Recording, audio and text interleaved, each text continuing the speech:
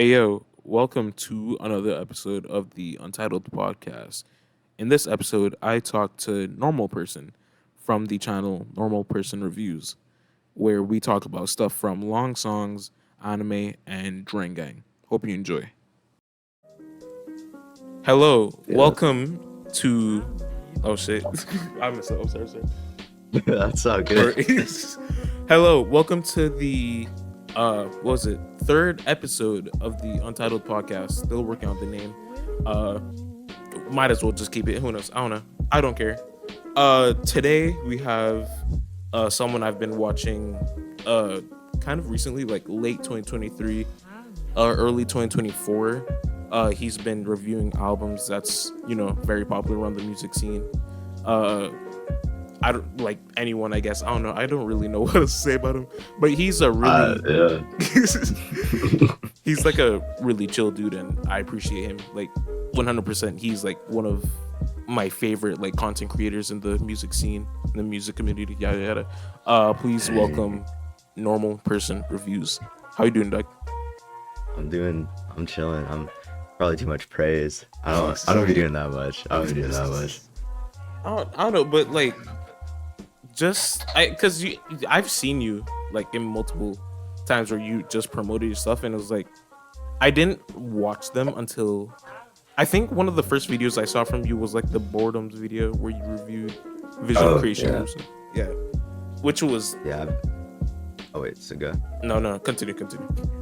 I've been like, I think like some of my old stuff I posted in like other Discord servers, like Kyle Reed's Discord server. I know. I like did some self promoting like really long time ago, like some of my first videos. Yeah, and it's just like because I barely I myself self promote as well, but I don't even be checking people's like stuff when they promote, which kind of looking back at it, I should do a lot more, because you never know like what people are really like doing, or how they're gonna grow, etc. And to see you grow this much is just like, it's awesome, really, especially coming from like someone who's also in the same community, etc. Yeah. It's honestly, I feel like it was I don't know, like it was a good amount of luck. I think it's like you need like one video to pop off, and then you just got to be like hella consistent afterwards. Yeah, for sure. But like, yeah, that's all it took, because it was like, I want to say it was like lift your skinny fist or something. It was like that review, like got a few hundred views. I was like, sick. And I just made like 5 videos afterwards. Yeah, that's the thing. As someone who is like trying to create a lot more, I really struggle to like be consistent. And like majority of the videos that I have now like deleted have just been either updates or just me saying shit, I guess. There has Yeah. been like videos that has like a lot more views than I expected. There's the Vaporwave video and the Drain Gang tier list video I made recently. We're not getting into that, but Yeah. but yeah, I don't know. I'm just like, what's the word? I procrastinate a lot, and I really gotta Same. I really gotta be a lot more consistent. So, but anyway, how you doing though? I think I already asked that. I don't know. How you doing? I'm just chilling. I have like school stuff over the summer, and I have a bunch of footage I recorded recently, so I need to get to editing that. But yeah, I'm just chilling. I got that like Brad Taste in Music Shoo Shoo album on my mind, mainly because it's like, bro, he said he'd give $100 to the video he liked the most. I'm like, well, I'll fucking take $100 if I win. Like, Exactly. this shit sounds nice. Shit, I was thinking, like, I didn't even care about the money personally. I just thought, Yeah. if I review this album, I'm gonna have to make it into a video, because I haven't been making videos like that. So, but Yeah. from what I remember, that album is very, very interesting to say the least. I listened to it like Halloween of 2022, I think it was, around the time where Current 93 released an album, if I remember correctly. But That album. Halloween's probably a good time to listen to that album. Oh yeah, It for probably sure. fits that. For sure. It's completely different from A Promise, and it's at the same time it's hard. Like it's fired. Yeah, I I don't know. Like I like it. I genuinely do not see myself going back. Like A Promise has a few tracks where I'm like, yeah, I can put that on whenever. But that album, I'm just like, it's just I can't fucking listen to it. Like outside of the album format, like I'll probably never go back to a track on it.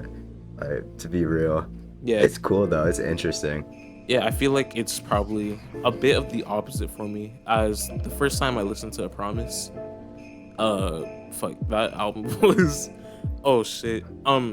I listened to like two other albums around the time. I listened to Quasimodo's The Unseen and Swan's Okay. Children of God, and That's- A Promise was definitely like the most abrasive and just like heart wrenching, to be honest.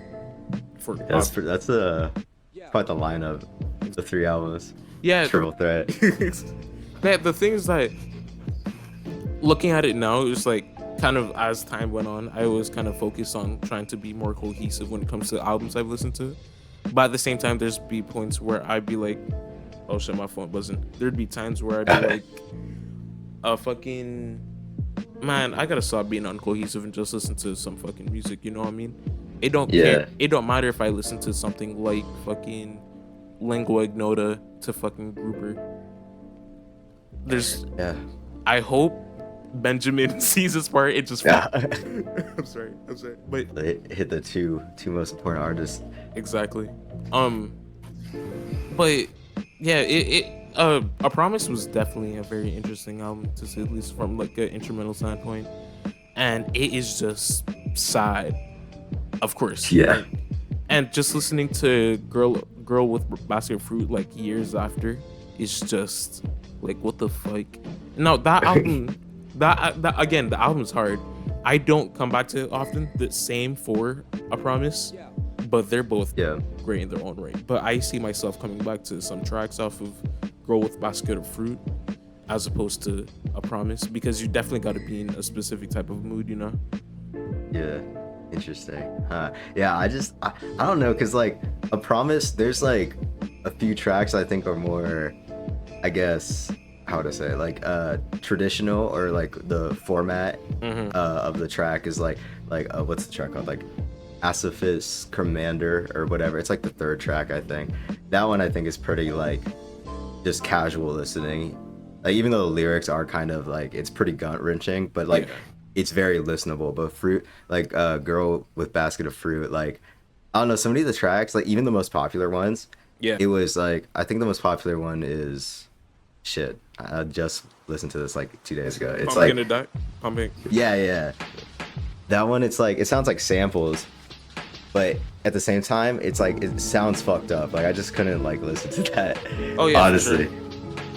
I feel like that album's like, that song is like fun at the same time, despite its very fucked up nature of it.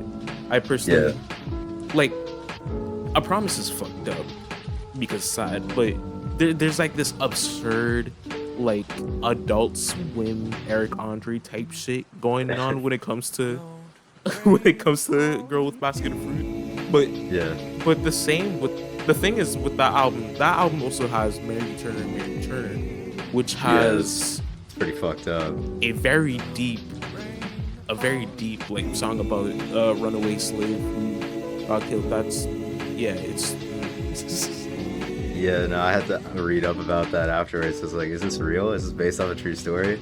And I read it, I was like, fuck. I actually, Yeah. because I know there were some videos I saw that were like skimmed through. I think I skimmed through Fantano's review on it, and if I remember correctly, I heard like what he was talking about that track before I listened to the album. But listening to the album and listening to that song specifically, it's just like, wow, that's like powerful, but in a very dark way, if you know what I mean. So, Yeah, it's like super blunt, because I mean, lyric wise, I think it's easily the most like understandable in the whole album. Yeah. It's like super straightforward, Yeah. and it paints the image of like the story like perfectly clear. Yeah. But if we're on this, Okay. no, were you saying something? No, I don't have anything to say. I'm just yapping. I ain't got anything to say. All right. But if we're on the topic of like very dark albums, shit, I could barely name any actually. I know there's like, because I mentioned like That's and I've tried to you like multiple times, and I was excited when you dropped the I'll Try Living Like This review. It's like, oh my god, she finally did it. But Yeah, that album's pretty fucked up. I've listened to a few other of their albums too. I've listened to um, Evangelios or whatever it's called. Their like first. Yeah. I listened to shit. What's it called? It's the album with like the blue back. Oh shit, what's it called? Regret It's like When their It Was second. Lost. Regret Yes, When It- yeah. That Yeah. one was good. The thing is that they have. I'm not blaming you considering that you're looking at like Spotify mainly, but they have a shit ton of other records like on their Bandcamp. But the main reason why they're not on Spotify is because, they were on Spotify at some point, but they had to be taken off because of like sample clearance and all that. So Okay. yeah, See, I saw on their RYM there's like 60 albums or something. It's like a crazy Yes. amount. it is. It's fucking awesome. I've listened to like 20 something as of right now. Hmm. So, but Regret When It Was Lost is definitely like the most depressing for sure. But at the same Yeah, time, it's a good mood setter yeah, for that. I'll Try Living Like This is like by far one of my favorites to ever come out of their discography. But when it comes to like solo records, however, I feel like Keith Rankin with Faith in Persona is a very great one, as that also Oh. kind of takes a lot of the like emotional aspects of their music and just kind of make it a lot more intricate, a lot more powerful. But I'll Try Living Like This is something I keep on coming back to. So Yeah. I have to check out my discography. It was just a few days ago I listened to their Live from Japan album, ooh, yeah. and that one was pretty good. I enjoyed that. Yeah, Life from Japan is awesome as well. It's Yeah, they're the thing's that it's not like an actual live album, okay. but they have been like shit. I cannot talk for the life of me. There was an No actual problem. live album that they made that I didn't listen to yet, but they kind of performed it in Japan, if I remember correctly. Was it like they like pre-recorded the album and then just kind of like played it as a set, but like not actually doing music or something? Or Live from Japan, yes, but oh, okay. Yeah. but what was it called? It was something bootleg. Shit, hold on. Oh. I can't remember, but I know they had like a live album that was on the New World Mixtape Club. So Okay. Huh.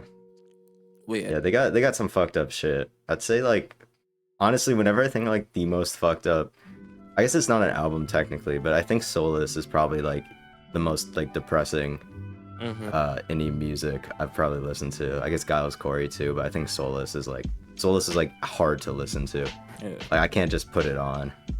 Yeah, I had that shit as my profile picture for a while. I think I'm gonna just Yeah. like put it back on. I don't know, but it is a good like little like EP or song or whatever the hell people call it nowadays. Yeah. Yeah, it's definitely like one of the more personal records or like projects I've heard from any artist really. But yeah, I myself don't really revisit. I feel like I can revisit a lot more, but it's mainly because of how long it is. It's not a long project by any means, but I just Yeah. don't really listen to like long songs. You don't see me listening to like 20 something minute tracks or shit like that. So You're not gonna rock long season casually. I understand perfectly well though. It's like I don't know, like I like some long songs, but most of them aren't. They got like multiple passages or like multiple parts that like tie together, yeah, and it just like it makes it hard to.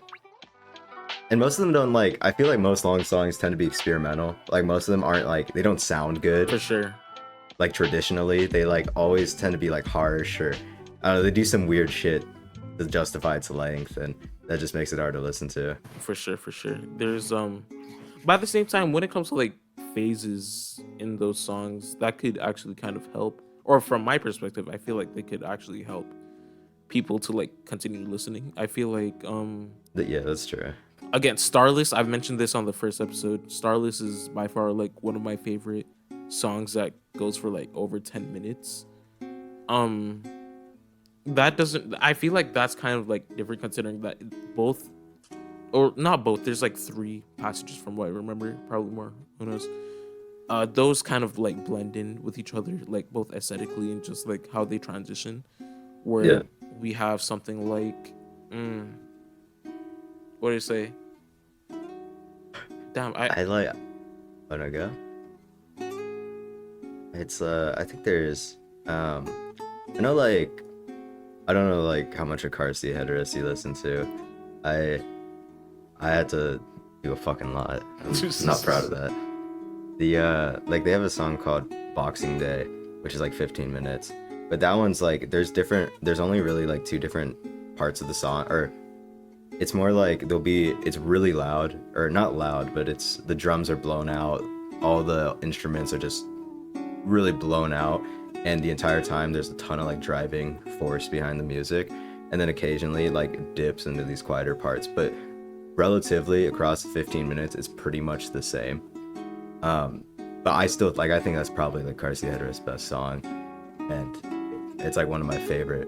So it is weird though, like I think you're right though, like when multiple phases, I think once you hit like the 15 plus minutes, like if we're like 20-minute songs and something, like there needs to be multiple phases, but it's kind of like a double-edged sword. Like I think I've spoken about this like God knows how many times, but like After the Night, like Paranol's like Into the Endless Night live thing, I think it's like super forced because it's like a 40-minute song and there's like 8 different parts, but they're not connected in any way. They don't like call back on each other. They just fucking happen, and then that's that. I'm like, okay, well, that's crazy, but I don't really give a fuck. Like, there was you okay, first off, I'd like to mention that of like I'm gonna say like 3 things, right? I don't listen to a lot of Carsey Edwards. I've only listened to like 2 albums from them, and both of them are technically the same, but like, you know, re-recorded. Oh yeah, the Twin Fantasy one. Yeah, Twin Fantasy, both versions, right? Second, I still haven't listened to After the Night, which is kind of disappointing. I really want to listen to that record at some point, especially for someone who wants to listen to a lot more live albums. I've listened to Handful, I've listened to Live Evil, 77 Live. Okay. There's this one like spiritual jazz record called Eternal Rhythm by Don Cherry, which I highly recommend because the second track has like this one part that I really and truly love. But of course a 98 12 28 as well. So, but Yeah.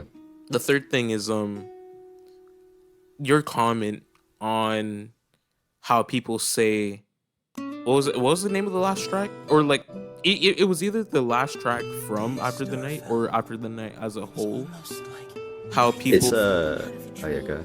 how people compare that record, or like say that record is like the modern day 98 12 28. Yeah, that shit's fucking corny. Like, I'll be real. It's like I was like chronically checking the album of the year page when that shit dropped, and everybody was like typing all this. I'm gonna be real. I thought it was cringy as fuck. People were typing like, "This is our generation's 98 12 20." Like, that'd be real. Shut the fuck up. Like, it's so corny because it's like the only real similarities are just the last song is incredibly long, which was intentionally done because Paranol's been like pretty open that he likes Fishman's in the live album and stuff, but it's like it's just not the same because the Fishman's album, first off, it's over the span, all the songs are over the span of like their entire career, so it's like 9 albums or something, and the beginning of their career was like reggae stuff, and then the end of the career is like dream pop. So all the songs themselves are different, and then they literally change like every song to match each other for like this new live set, so all the songs all sound different to like fit this new aesthetic. And Long Season Live was already a song where it's like there's so many moving parts, but they always come back on to like enforce itself because that's like the whole point. And then Paranol is just like, yo, here's some of my songs from like the 2 albums I made. My vocals are a bit better. Ain't That Crazy? And then the last song is just like, let's just throw a bunch of shit for 40 minutes and boom, 40-minute song. There you go. Oh, for sure. It's just not the same. It's just the emotional context isn't there. It's not like the reason I do think like the Fishman's live album is a bit overrated. Like best live album of all time, like I don't know about that, but like it's like the reason I think it's praised so heavily is because it almost doesn't feel like a live album because the tracks sound similar. Like most live albums, if they're playing tracks from different albums, there's no cohesion. But that live album has cohesion because they changed the tracks. But the Paranoid album doesn't have that. Like it just sounds like he's playing a set list, and that's it. And that's why like I think it's so fucking overrated. Yeah, I feel like we gotta look at it like from a stylistic standpoint as well. Yeah. Which is supposed to be like a very obvious factor into it, considering that, you know, Fishman's did like dub and reggae, and we have Paranoid, who obviously does like math rock, post rock, shoegaze, etc. Yeah. type shit. But from when it comes to like a content standpoint, that's where it kind of like matters the most, to me at least. Now actually, considering that what you just said is like true. So, but yeah, take my opinion with a grain of salt. Like I just yap. That's all I do. Yeah, I yap too. I don't even know why I be yapping most of the time. So Exactly. But yeah, I just really listen to more Paranoid at some point. But what I've listened to from him is fucking awesome. Even because you did mention how, what was the name of the record? Let's Walk the Path of the Blue Cat. Yeah, the first one. Yeah, that record's also kind of cool. I know you said it's. I don't remember. I think it's a take it or leave it sort of album, in my opinion. Not really much of a essential type record. I don't think so. I mean, his main like, what he's known for now, I think, is like this. I think he's technically, people call him like the whole like fifth wave emo stuff. Like he's technically part of that. And I personally, a lot of my favorite parts of songs like Off to See the Next Part of the Dream, like White Ceiling, or like off the B-sides of that album, like Growing Pain, is his vocal performance. And Let's Walk the Path of the Blue Cat is an instrumental album. And it's not bad instrumentals. It's just like it's missing the element that like drew me to his other album. For sure. So I just like don't really enjoy it. And it's because Parano has a alternate, like, it's not really a side project. Well, he does have a side project, but he went under a name before Parano called Last Star. And you can find it like RYM and stuff, but it's like 10 albums, but it's all just kind of like, it's just post-rock slop. Like that's all I can really describe it as. Like it's just 8 albums of just like post-rock instrumentals. I've listened to like 2 or 3, and I just could not be bothered to listen to the rest. It's really whatever. Yeah, I don't blame you. But I know there's been like another Toe. Yeah, Toe. But Toe, yeah. Their sound is definitely a lot more different. They're definitely more math rock oriented. Yeah. Post rock. I've only listened to like what is it called? Like The Book, the one with the like dough in the cover. Which Yeah, that one's like awesome. I really gotta listen to a lot more Toe and like math rock as a whole, really, because I don't really listen to math rock's.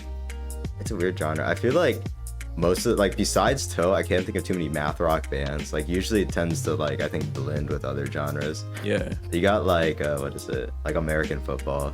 You know, that's the classic math rock Midwest emo. Yeah, there was Don Caballero, which goes for a lot more of a more of a abrasive sound, which I think that it was a good album personally, but at the same time, another side of me was like, like I kind of expected something more emotional, even like looking at the album cover, which, you know, similar to fucking American Football, but I'm not just saying, oh, it looks like American Football, it gotta be emotional, right? Or type shit. Yeah. But overall, I think that was also a pretty cool record. But yeah, I don't listen to a lot of math rock, which I really truly gotta do. But it also goes down with a lot of other genres that I need to listen to, like hyperpop. I know that Charlie XCX really recently like dropped an album that a lot of people like love. So I need Yeah, to I'm not listening to any of her music. But like, you see the shit about Brett, and I'm like, okay, interesting. like, and you know the thing, I didn't expect there to be such an, because if you've seen like there's like multiple album covers where people were to Photoshop it in some way to add their own like thing. Oh, their name, yeah. Yeah, either that or they would like mash up album covers. I've seen a lot of people do that, but when it comes to Bright, I've never expected a lot of people to just do that, because that's an impact in one way or another. Holy shit, that goes like a lot of people love that record. It's everywhere.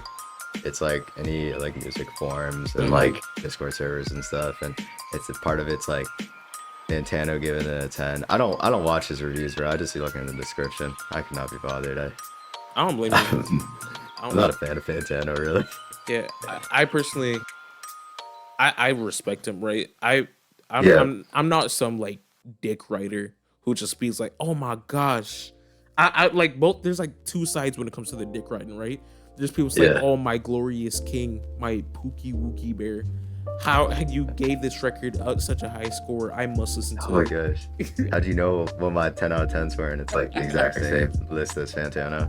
And there's the other side of the dick writing where it's like, this nigga did not give My Beautiful Dark Twisted Fantasy a 6. I like, it's, first off, right? That album is a 7 at best. if we're talking about ratings, right? And I think it's a good album. But at the same time, it's like Kanye has better works. Let's for sure. Let's come on, right? Let's be real with ourselves, right? Second, there'd be times where it's like Fantano would drop a review. For an example, recently he did a review for the new Destined Shroud and Galen Tipton record, which was You Like Music, which I was I'm definitely gonna like check out what he says about the record. Still haven't like checked out the video since. So, but that's fair. Also, if you're interested, please listen to You Like Music. That album is fucking hard. It's different from their vaporwave sound for sure, but it's awesome. It was like Keith Rankin. Okay. But shit, it's disappointing because there's like a shit ton of like disappointing stuff when it comes to like the music community. It's really polarizing. I think like I mean Fantano, like, and the Kanye stuff, it's kind of done the opposite effect, right? I think so many people know that album now because like My Beautiful Dark Twisted Fantasy, even though I'd put like at least 3 Kanye albums over it. It's definitely not a 10, but it's probably like an 8 or a 9 I'd give it. But it's I don't know, Fantano's just like, I made my channel because I like didn't like Fantano reviews. Like that was the idea. That's real. Because he would talk, it'd be like 15 minutes and I'm like, okay, well I don't have the attention span for this.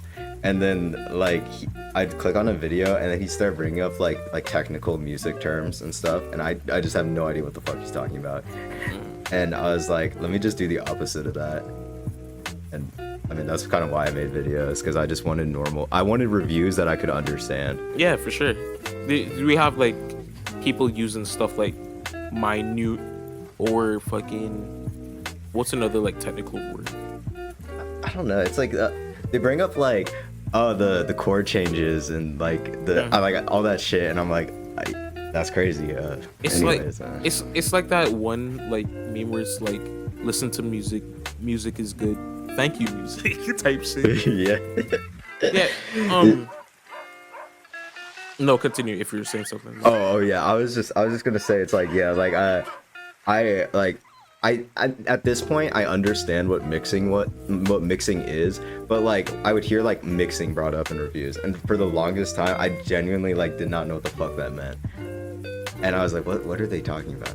I get now what it is, but it's like stuff like that. So that's like in my reviews I try to like never talk about like actual like how did they make the music and stuff like that, because I don't think, I mean honestly I don't really think that's very important, or and for a listener, I don't think that should be the focus.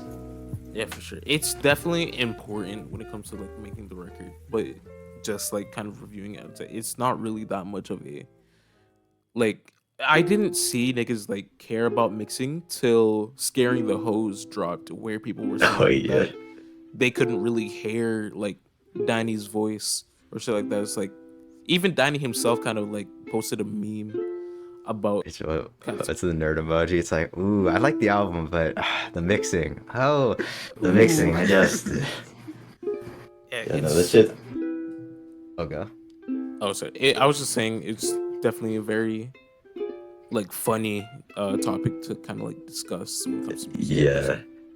It's just random. Like I mean, I really like lo-fi, rough, um, production on music. Like I really like live recordings where they're like it's just one mic, like fucking everything's fed into like a single mic, or like I don't know if you like listen to any of like Teen Suicide. They're like kind of I don't even know what you call it. I guess like Are are they emo. the wait? Are they the same? I could be thinking of a different band, but are they the same band that had like a dog in one of their album covers? No, I don't think so. I think there's a few. There's quite a few like that. There's Nouns, I think. And then there's oh, what is it? Fuck. There's that one where it's like a white dog and they're like holding its teeth. That's like a Oh, slowcore album though. I was thinking of Coma Cinema, a Blue Suicide. My bad. Oh, okay, yeah. Yeah. Yeah, Teen Suicide, like that's like super like lo-fi. It's like really rough. But I think that adds a lot to music. I enjoy like that honestly more than like super clean production. For sure. It's just like I'm trying to like think of some records that probably has some so what some people might consider to be like weird mixing that I personally like know and love. I think one of my Yeah. favorite albums I feel like some people might kind of criticize for its mixing has to be Eve's shit. I just dropped my phone, my bad. Eve's Tumor, what's it called?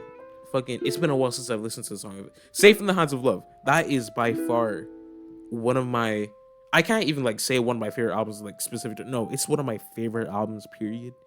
Like it's just like emotionally gripping as well as having some of the most just enjoyable songs. Like it's there's points where it's like very sad, Mm. but to me you don't really have to be in the sad mood to enjoy it. It's definitely like you could enjoy it like whenever when you're happy, when you're sad, when you're angry, or whatever the fuck. It's an awesome fucking album. And I I've could go as been far I'm sorry. okay. I could go as far to say it's better or probably like almost better. Nah, I feel like it's probably better than the albums that came out after it. I need to re-listen to those ones and see maybe I could change my opinion on it. But I just love Safe in the Hands of Love so fucking much. But yeah. I really need to listen to these two. I know they worked with like I've seen videos of them with like Echo 2K. Mm-hmm. There's like this one video where I think they're like behind like in a live show and they're like listening to it's just funny because these two are just like, yo, turn up that Animal Collective because they're fucking listening to, like My Girls, and Echo just doesn't look like he wants to be there. And I don't know. I see it like talked or used to or talked about with like Echo. Is it like similar or is it? I really don't know what the music sounds like. From my perspective, no. I feel like the music's the music is definitely atmospheric, but that's Okay. like the only thing I could give it when it comes to like comparing the music to Echo's music really. Interesting. Yeah, I definitely have to check them out. I only got a few albums. But Yeah. they shit. So this one's kind of I'm kind of skeptical when it comes to this, but people said that they also collaborated with James Ferraro, who is like this like multi-genre like artist, and just I can't really I can't really like describe him from like Yeah. any standpoint because his music is varied and he goes from like a very lo-fi sound in his early music career to more hi-fi shit. But there was a side project called Bodyguard where he did like proto cloud rap, proto Drain Gang shit, if you Okay. could say, where it goes from like trap, it sometimes goes to like more Memphis sounding hip hop on one of the tracks, and you could definitely hear the Drain Gang influence. But the thing is that people say that it's a project that both him and Eve Sumer worked on, but at the same time, there's like no information on that. But there has been some photos with both him and James at the same time, so who Huh. knows?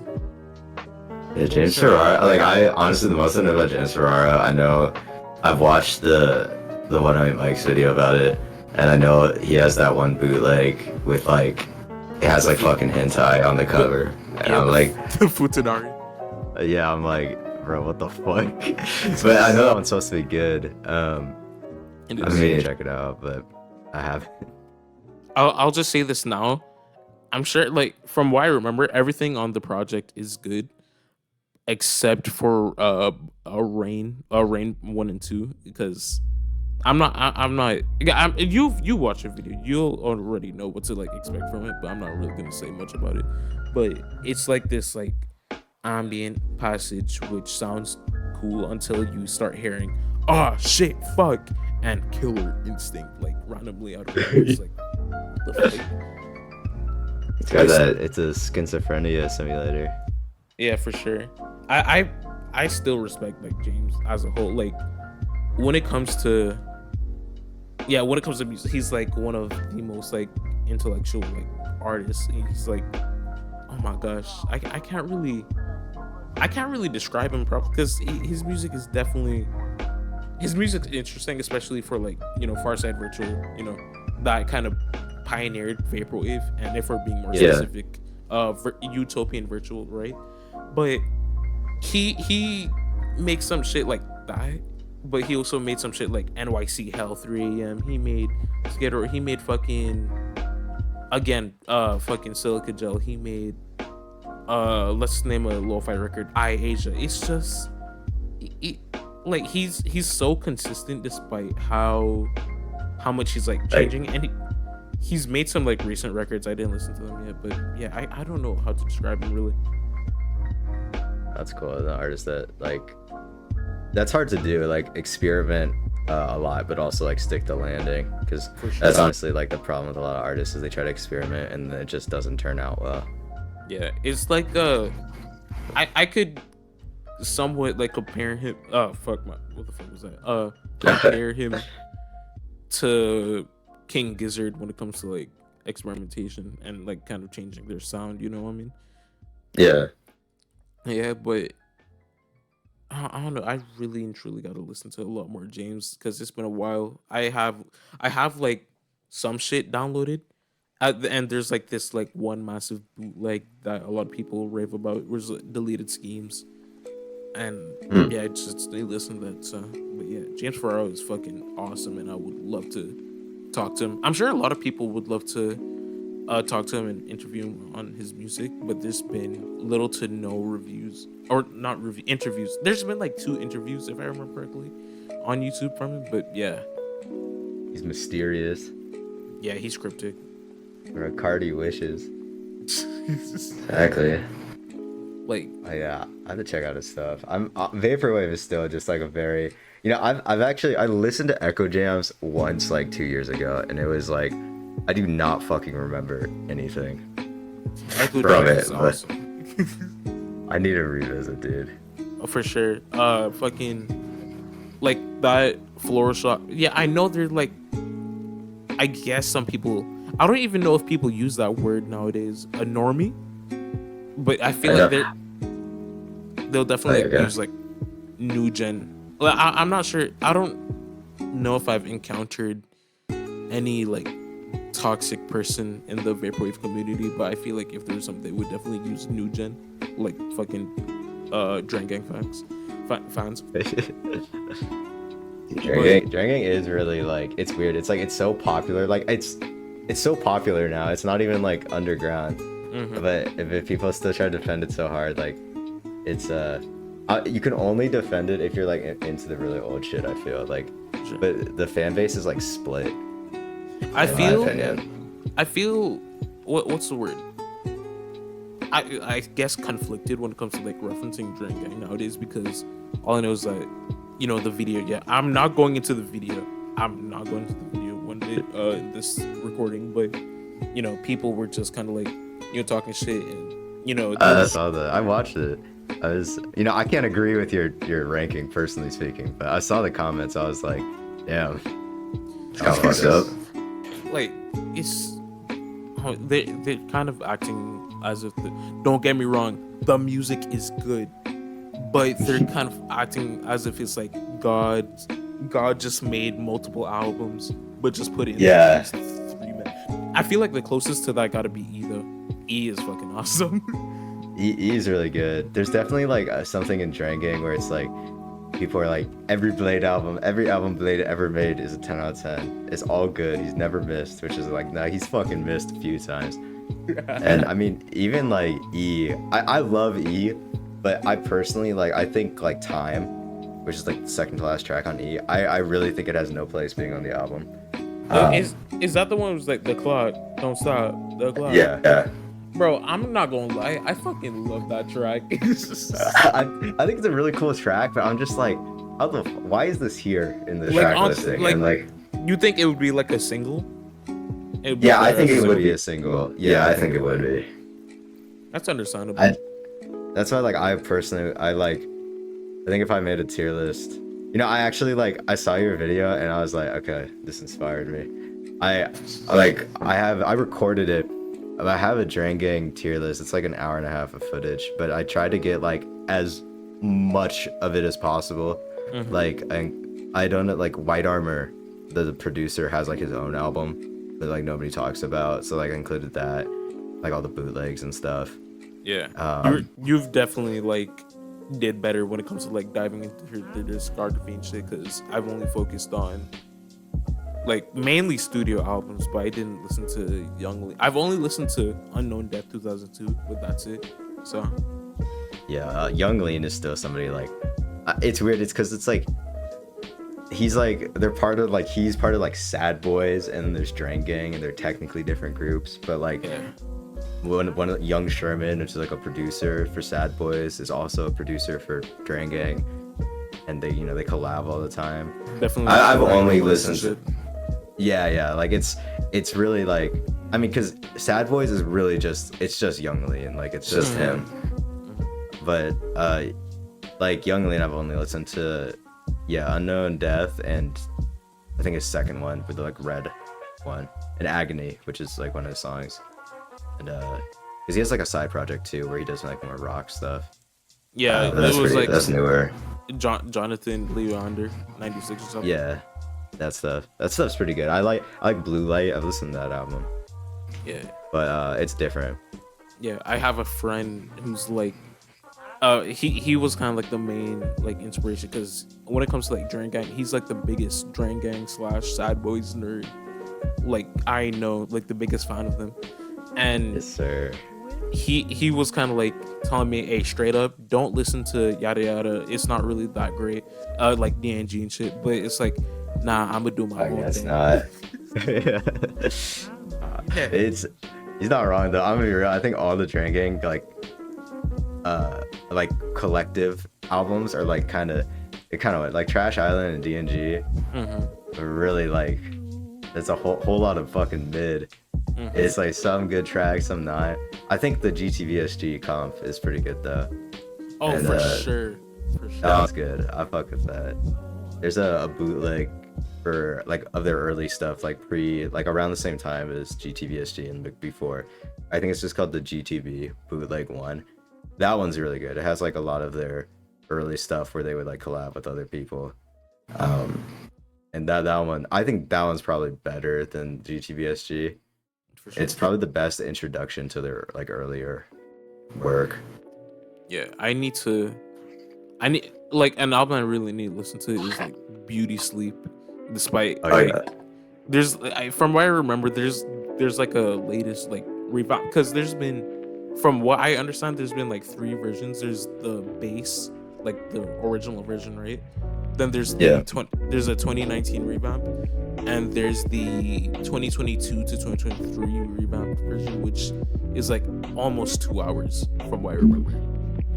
Yeah, that's the fucking problem with bootlegs is that everybody like starts like customizing this shit like it's their own characters, and it's like, okay, well, I don't know, like it's, I think, like personally, I think I just listen to the original, and also it's because like on the original, like there's a track like I'm Gone, which like if you download just like the original version, it sounds like shit because it was like recorded through a phone or something at like a fashion show.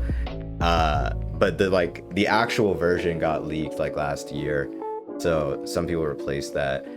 I don't know. It's like there's tracks on there like AAA Powerline is on Beauty Sleep because it released as a single like way before E came out. And I don't know. It's like personally, like I would remove some tracks from Beauty Sleep that are from like there's tracks from DNG on Beauty Sleep. Like they kind of fuck with the vibe because it's like it is like a very like atmospheric, like dense, like honestly the closest thing I can think of as a comparison is maybe like Boards of Canada if the quality was way shittier.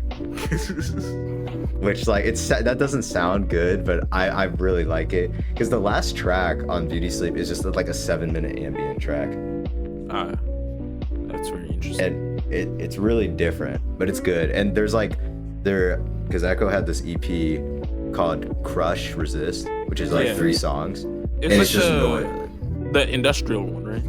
Yeah, and that's on there, and it's weird because like it's technically 3 parts, but like the first 2 he's like actually singing and it's like industrial, but the last one's just like it's like shit. I gotta turn the sound down a few notches. This is hurting my fucking ears.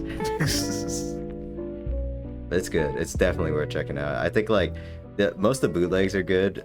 Blade City is like a completionist bootleg though. Like that's like, it's so unnecessary to listen to. If I'm being honest. Yeah, when it comes to like bootlegs is also another very like interesting topic to talk about. I myself don't listen to a lot of bootlegs, but I'm really fucking interested in them. Most of the bootlegs I've listened to were from James Ferraro. There was like One Quan, Hollywood Vishnu, again the fucking Prince of Rain, Bad Boy Flame with the hentai album cover. The hentai cover, yeah. Yeah, but yeah, I'm very fucking interested in bootlegs, both like studio and live ones. So hopefully at some point soon I could listen to Beauty Sleep. But there's also fucking what other bootleg? Collected Echoes by Chuck Person, right? Since we were talking about it, we're gonna come back to Vaporwave in a bit, right? But that was a like one of the few bootleg Vaporwave albums, which was what I remember seemed to be like unfinished versions of songs from the original album with Chuck Person's Echo John's Volume 1, along with like super mixes and some other shit. I need to listen to that shit soon, so hopefully soon. Yeah, bootlegs are cool. Yeah, that's what I always say. Like, yeah, I'll get to the album. Yeah. No, that shit never happens though. They're like, yeah, I'll listen to it tomorrow. Yeah. Nah. You know the thing, I've been listening to music less recently because I got like a hand-me-down phone, and the unfortunate thing about it is that it does not have a headphone jack, and I have Audio-Technica M50Xs, right? I'm not using them currently. I'm using a gaming headset because I just don't feel like taking out my headphones. But yeah, it's like I really want to switch back to Bluetooth? No, I don't know. I already have the headphones. I love using them, but I gotta use them on my old phone, which has a cracked screen. But overall, it still like works and shit. You know what I mean? So yeah, it's I don't know. Like I like Bluetooth sometimes.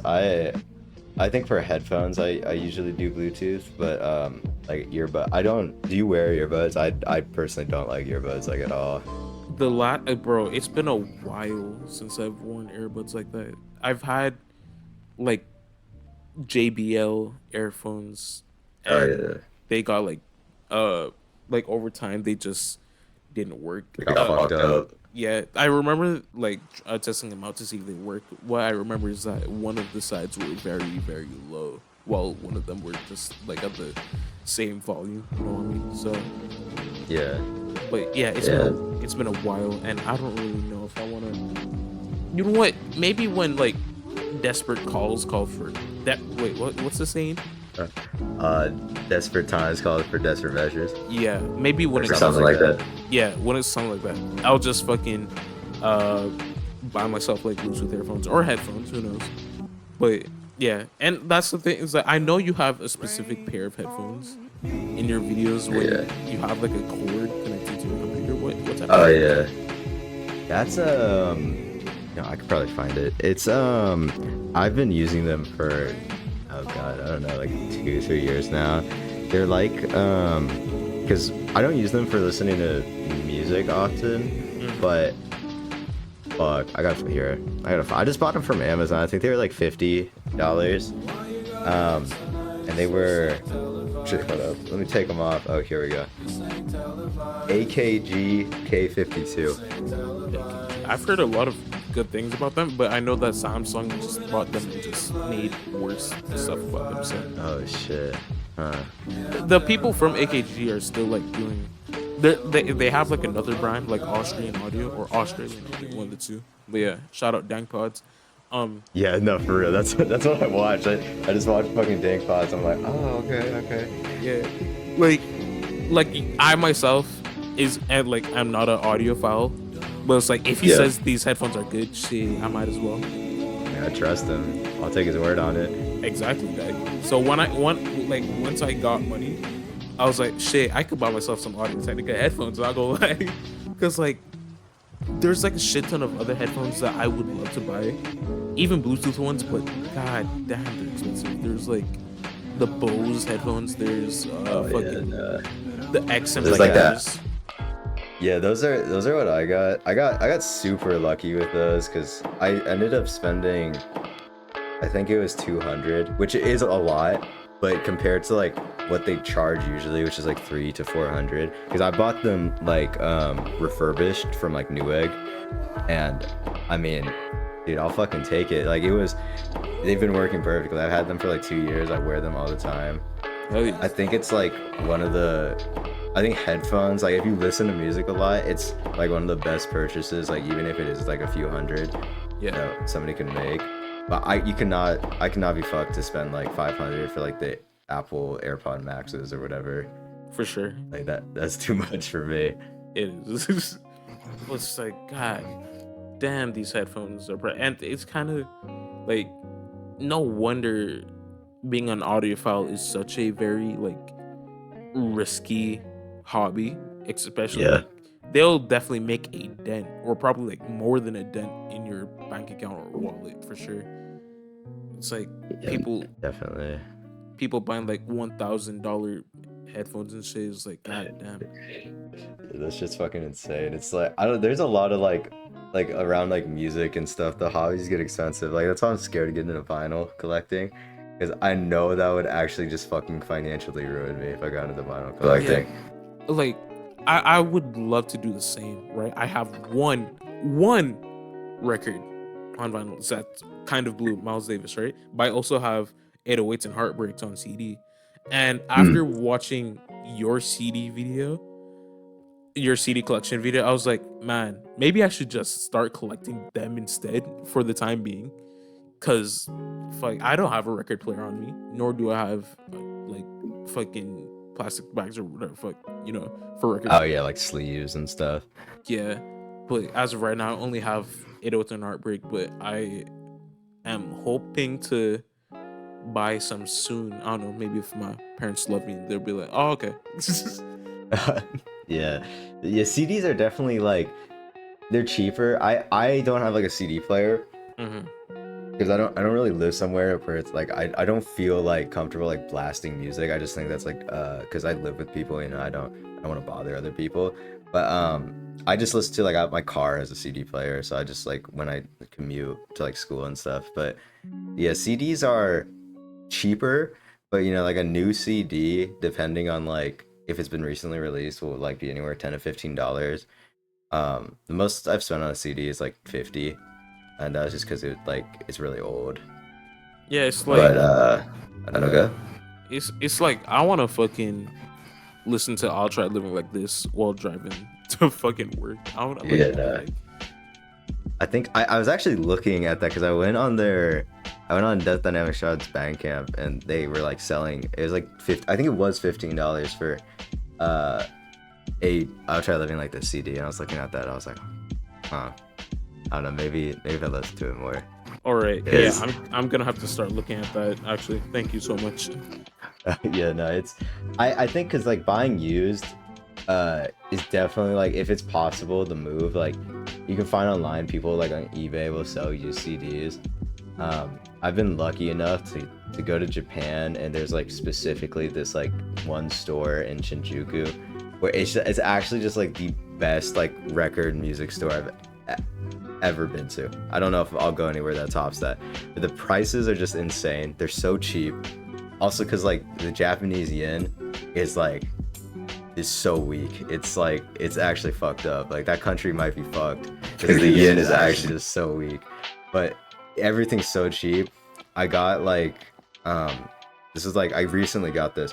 But there's this big like Evangelion there's an Evangelion CD called S2 Works, which is like 8 hours of music, and it's basically just all the music ever composed for the show and movie. Yeah, And it was there for like $20, and on Discogs it's like 80. I was like, fuck yeah, I'll buy that shit. that's I just have it now. that's awesome, dude. That's like a very like a lot of people were like buy physicals despite not having something to play them on, and that's like one Yeah. of the things like that's like showing how much they're passionate about. It's like I myself don't have a record player. Does that mean am I gonna not buy records? No, I'm still gonna fucking like buy them, have a place to like put them and shit. But Yeah. whether like, but it's like reel to reel tape, because I know there's been like some people, some music collectors who have like reel to reel tape of like music, but they can have nothing to play it on and just have it just for like the novelty of it, etc., etc. It's Yeah. cool as shit. But I think it's definitely. Or no, go. What are you gonna say? no, you go. I was like, yeah, I think it's definitely. I mean, nowadays, especially like realistically, even if you have like I don't know, like 50 records, like vinyl, I think realistically, like most people aren't gonna like be playing a record on vinyl often. They're probably gonna just stream it or listen to it on their phone or computer or whatever. For sure. It's the owning it of it. I think that's the most important. That's why like I really like I kind of like told myself like I probably shouldn't buy vinyl if I like don't have a record player, but I really want to buy like Glue and Eversense on vinyl because that shit will never get a CD release. Eversense got a CD release like once, a really long time ago, but it's like a $200 CD, and I could not be bothered to fucking pay that much for a CD. Yeah, your best bet is just to like make a bootleg or some shit. Yeah. Yeah, but shit.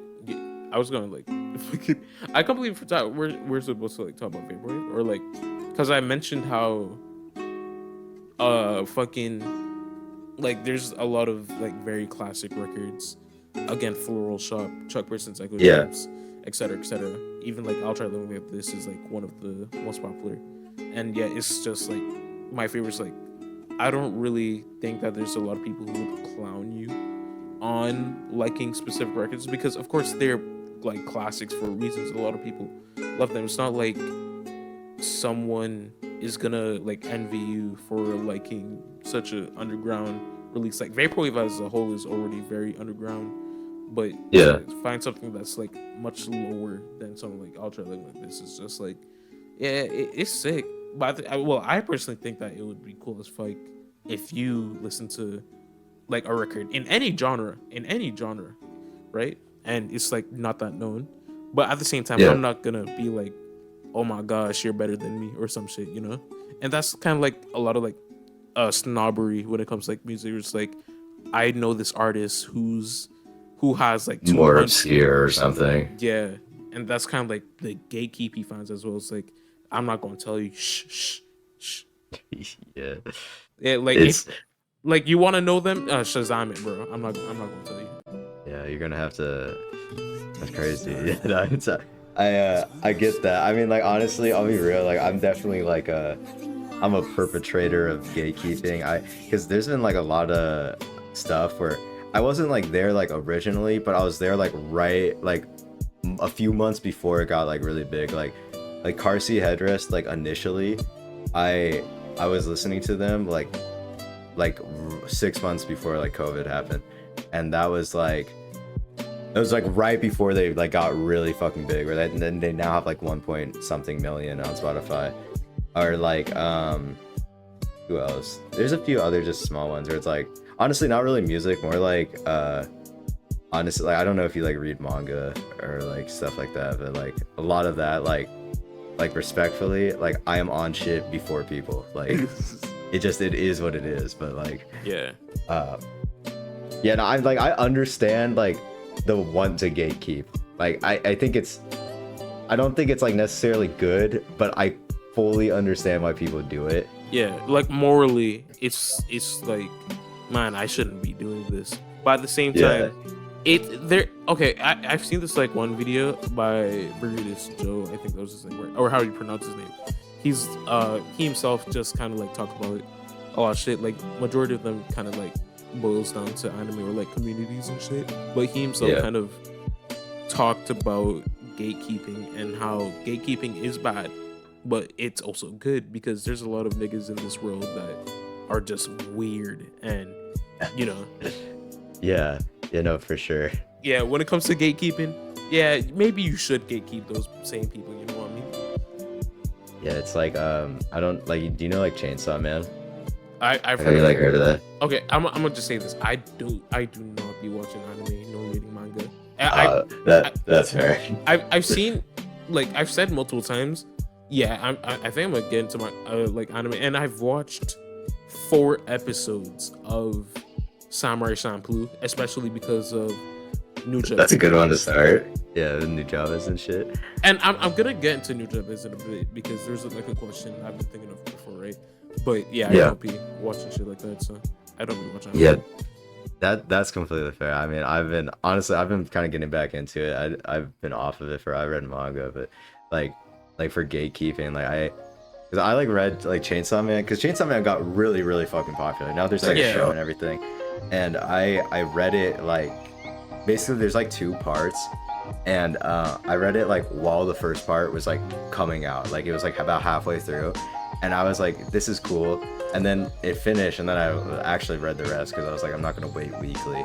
And everybody like by the time it finished, everybody's like, this is the best shit ever. Yeah. This is so good, and it got really popular. I'm like, what the fuck? Since when? Like, did we read the same thing? I don't. And I was just like, I don't know. And I wanted to gatekeep it. And like my friends got into it and stuff, and I was like, bro, I mentioned this to you and you didn't read it, but now you read it. Exactly. It's like oh my gosh, wait, yeah, Chainsaw. First off, Chainsaw Man looks interesting as hell, but I know that I think one of the recent chapters had this to be continued ending where it's like one of the characters was like trying to on their head. Yeah, they had nut on their head. It was like, I'm gonna chop your dick off or some shit, right? And it's like, yeah. I mean, it's like, what the fuck, right? But like fucking Evangelion type shit. I'm sorry, but yeah, no, I mean that's what fucking happens. I mean, it is what it is. Like it's going to become this like sort of trend now. It's like people coming in people's hands, you know? Yeah, I'm sorry. Saint Child Man looks cool though. It looks very cool. There's been like clips where I saw like Kobeni just being fucking like herself. Nervous wreck, yeah. Herself. I don't know. But yeah, but I just really want to like watch a lot more anime. Now I'm not gonna expect myself to be some sort of like big ass fan. I know there's like Dragon Ball. You know what, the big 3. They can fuck up. Yeah, like yeah, Dragon Ball is like I've read Dragon Ball. I tried to watch it, and I was like, dude, I can't do this. Because I just read it because it was way faster. Dragon Ball is pretty cool. Yeah, Yeah, I don't know. Like, I don't go. it's like I love like cartoons, right? But Yeah. cartoons do not go for over 1,000 episodes, dog. Yeah. Yeah. Like, goddamn. Like Gravity Falls, as an example, that shit goes for like 2 seasons. And if you're kind of like putting in the context of like, oh, summer, it makes sense, type shit, you know. But it's like, Gravity Falls is good, dude. yeah. But then we have fucking SpongeBob on the other hand, which shouldn't continue, considering that it's just like a cash cow at this point, and they're just it's Yeah. wow. It's just the fucking slop, bro. It's for the kids to wake up and watch. Yeah, Yeah, actually. It's like It's- like Yeah, anime is weird. I don't know. Like it's I like it was something like I was really into like 4 or 5 years ago, and I stopped. But now like recently I've been like slowly getting back into like watching more of the shows that are like actual like shows mhm. where they're like not super long. They're like 12 to 20 episodes, and they're like actual stories and stuff. Yeah. Like what am I watching right now? I'm watching Welcome to the NHK, which is like about like neats, if you know what that is. Yeah, I've heard Yeah. of the term, but is it kind of Yeah. like related to like incels or femcells in a way? Honestly, like not really. It's kind of like I think now it's kind of turned towards that, but like I think the basic definition is just people who like lock themselves in their room and like never leave, like for any reason. They just like stay there for years. Like fucking what was it, Tomo or whatever her name is from that one like anime where it's like this like introverted like Oh, I know what you're talking about. yeah. Uh, Oh my gosh, I don't know if I'm gonna edit this, but I'm gonna put it on screen if I remember it. But Is it Tomoko? Is that what it's, or is it Komi? no, I know.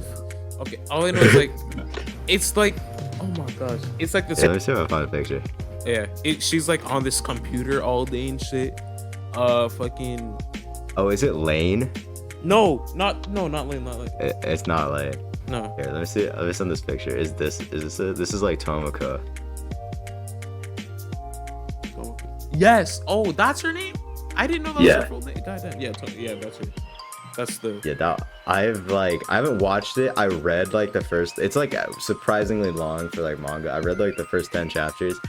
It's just kind of like a gag series where she's like, "Damn, I can't make friends. Fuck."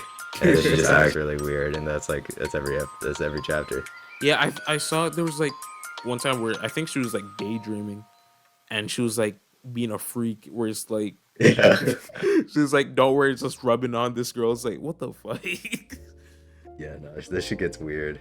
Yeah, it's like I'm really like when it comes to like specific. Of course, I don't watch anime, but I feel like I would love like slice of life because I love comedy, but I also Yeah. love the whole like aesthetic or like colorful like slice of life type shit like Nichojo as an example. I would love Oh that. yeah. Nishijo is pretty good. It's Yeah. I think like I know like because obviously you're a really big like vaporwave guy, and like anime I think is used as a lot of visuals and stuff Yeah. for a lot of vaporwave stuff. especially Future Funk. Yeah, I think it's good. I think it pairs really well. Like the edits you see and stuff are always like they look sick. Yeah, well, it's sick though. It just needs to like.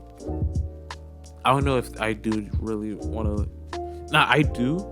But at the same time, I'm definitely not gonna be some sort of person who has like a my anime list, fucking Yeah. like listing every single anime I finish. Like, and I know there's some like oh shit that's popular for sure, but a lot of people seem to like hate it like as time goes by, like My Hero and shit, especially because it's like fan Oh, yeah. base.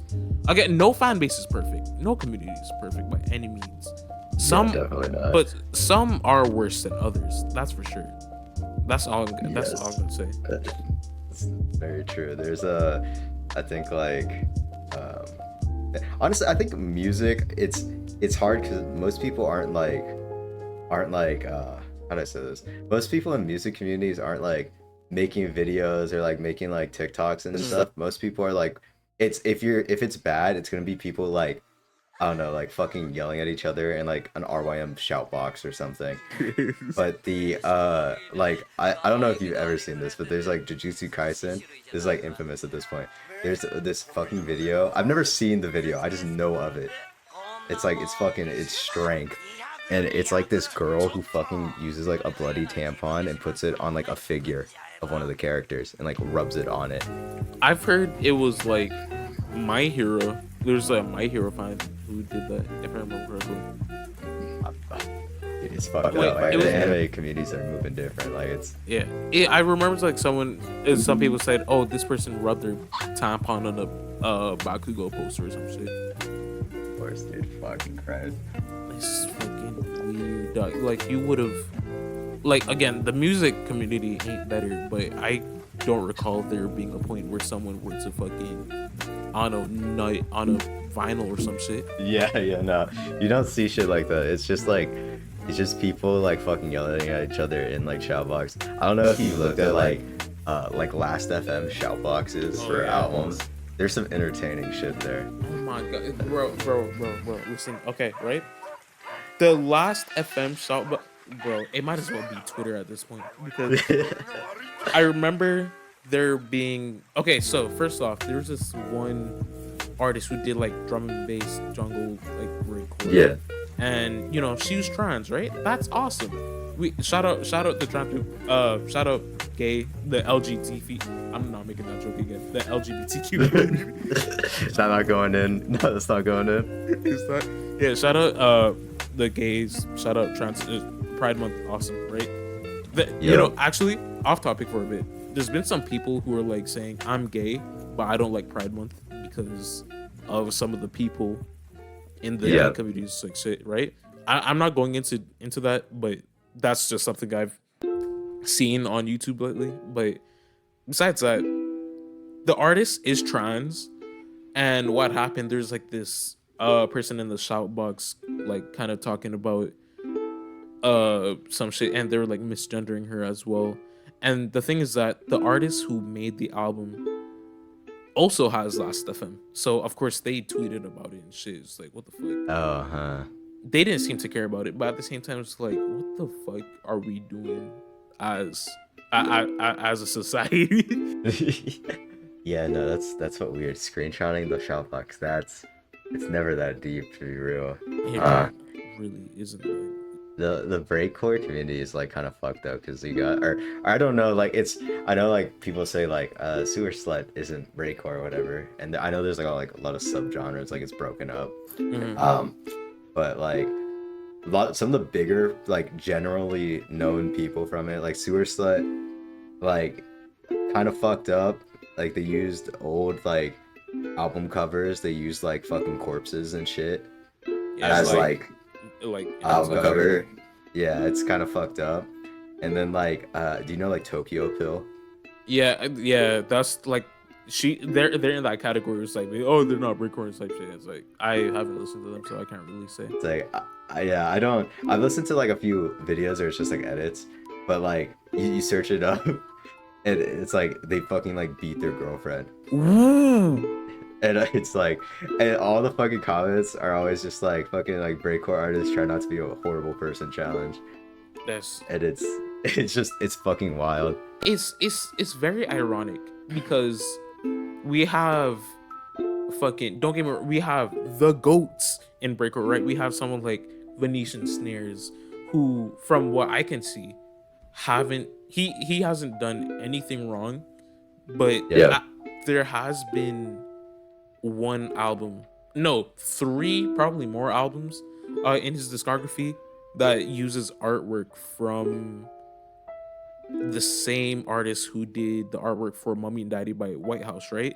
And if you take a glance at that cover or any of the other covers I've mentioned, like Doll as an example, which is great, but the cover art isn't, right? If you just look at it, you'll already know what that artist like draws and be like, ah, shit. Right? But but from a like morally wrong, no, it or maybe that could be morally wrong, but as a person, Venetian Snares hasn't done anything bad, as well as from what I can see, Gore shit. He hasn't done anything bad either. But two things that a lot of people kind of like raise eyebrows towards him is that he does lollycore music, which is a breakcore subgenre, but it mainly focuses around like very high pitched anime samples. But a lot of people tend to get mad at that solely because of the Weird.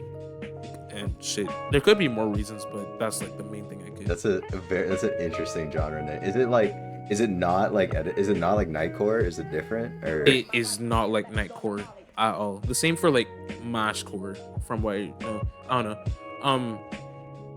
Someone who I plan on getting on the podcast, Johnny Tubster, he knows a lot more about electronic music, especially in the internet scene, than me. So hopefully he could kind of shine some light on that. So, but again, both that and the aesthetics of Gore shit are like the main thing. Because I know there was another album. What was it Tomboyish Love or something like that? There's like 2 album covers for that one because it's like reissues and like digipaps and like physical formats and shit, right? And yeah, the album covers doesn't seem NSW, but to me it's definitely something that you would also raise eyebrows towards, you know what I mean? So it's I don't know, it's the aesthetics are kind of, some artists I'm just like, bro, I can't be caught listening to this. yeah, Sorry. there's been so much, even from artists I don't listen to, because again, when it comes to breakcore, as much as I am interested in it and I would love to listen to a lot more, I don't. But I do know that there's been some artists in the community who done some weird to downright bad shit. I know that there was like a lot of, especially a lot of like pedophilic shit, you know what I mean? There's of course sewer slut, right? Putting the arguments aside of whether she's breakcore or not, or they, because they go by they, them now. But yeah, I thought they were dead. Most people thought they killed themselves because it's like, I haven't listened to them personally, but I had like a friend who's like decent, or was decently into them.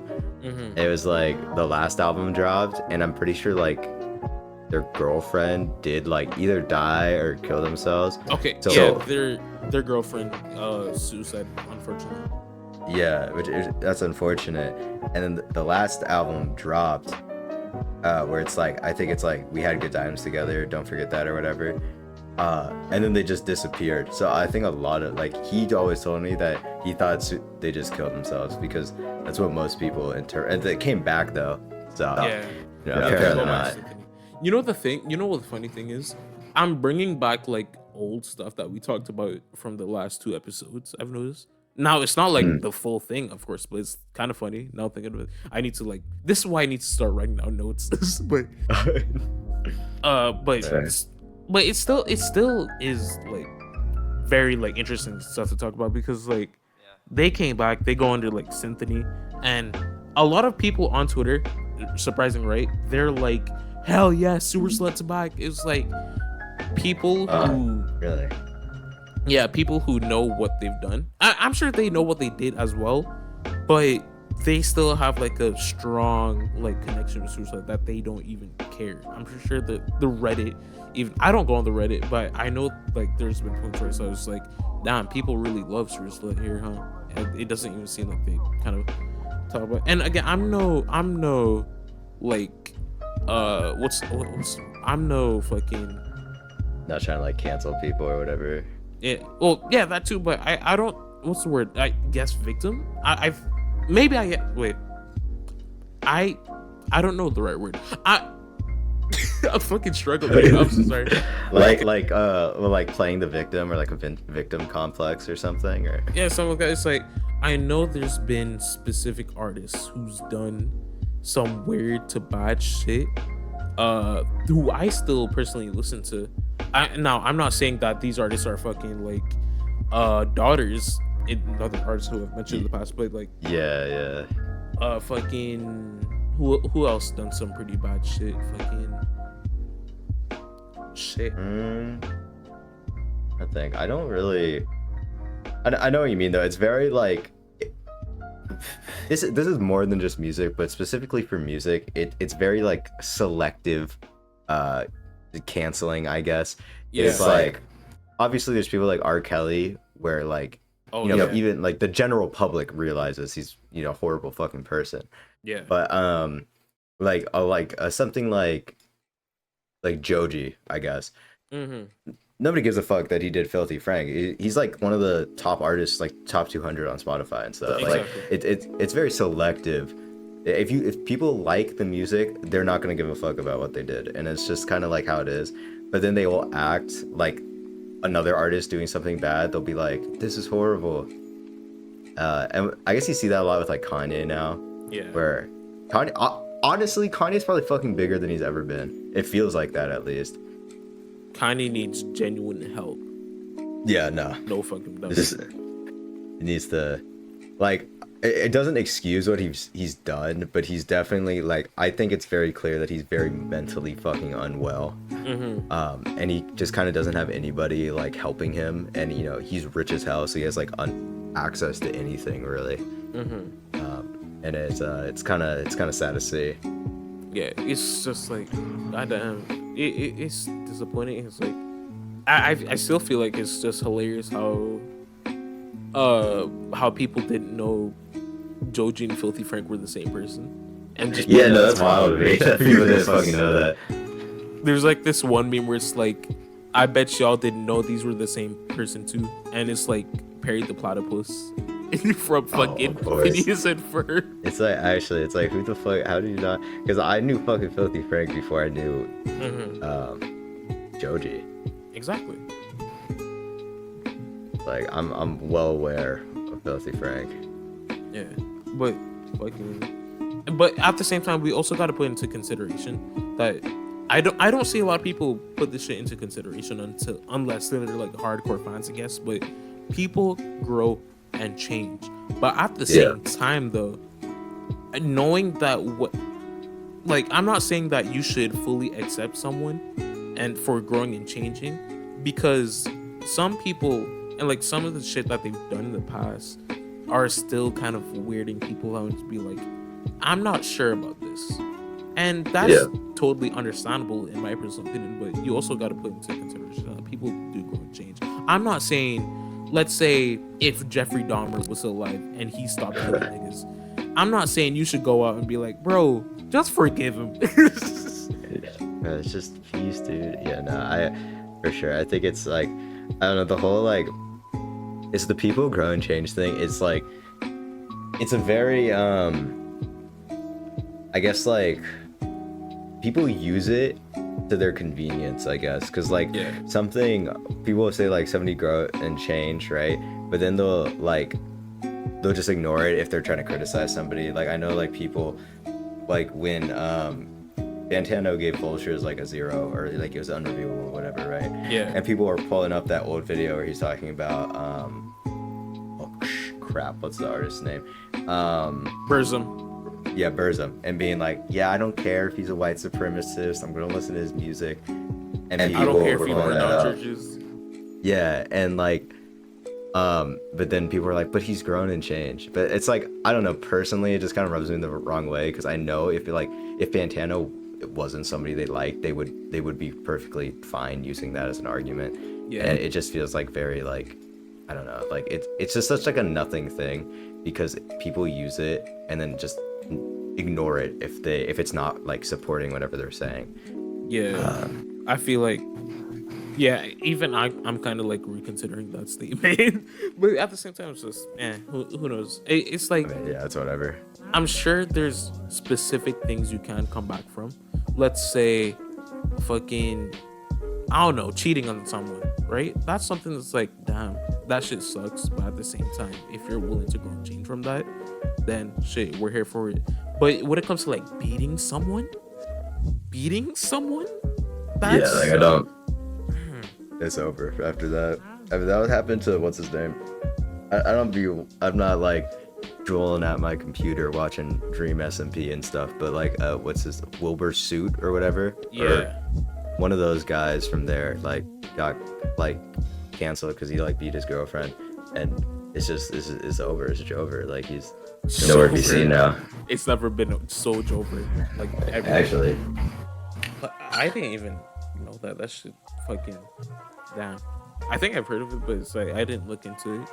But like just the whole Dream NCP, like we have Dream with the like grooming allegations, yeah, which are false, thank God. And even it was like something like that. That that not only like ruins some reputation, but when it's like debunked, that could still like affect someone's like mental state. Because I know like Dream just like cried after that. It's like that shit sucks, right? dude. I honestly like. Yeah, no. Dream was fucking dodging and weaving the allegations. Like he was able to, like, what's the word? He proved them false. Yeah. Honestly, Dream's just always been like, I don't know. He's just funny, dude. Like it's like, where's I don't know if you've seen this video. Let me send this video. Like, there's this he did the whole mask reveal thing, and he had his fucking huge ass chin, and then he like was like, I'm putting the mask back on, and it is just the funniest shit ever. He just, I don't know, dude. I'm definitely gonna check this out. Like, that's like, oh my god, it's I really and truly don't know what to say, because like there's okay, so we have beating someone's significant other, we have grooming allegations, we have I think there's like a Georgia Not Found. There's like two things when it comes to Georgia Not Found, right? There is There's when some bunch of shit. yeah, when there's a Technoblade's death, rest in peace by the way, right? Yeah. His dad was giving a speech, and you could hear fucking George Not Found just like playing with the soundboard, and it's just like, For real. Wait, No fucking way. it's like some people, because like if you knew like Technoblade's like sense of humor, people may or may not like know how he would react to that. We wouldn't know because unfortunately he passed, He's gone. but like maybe he would have found that funny, maybe he wouldn't, I'm not sure, but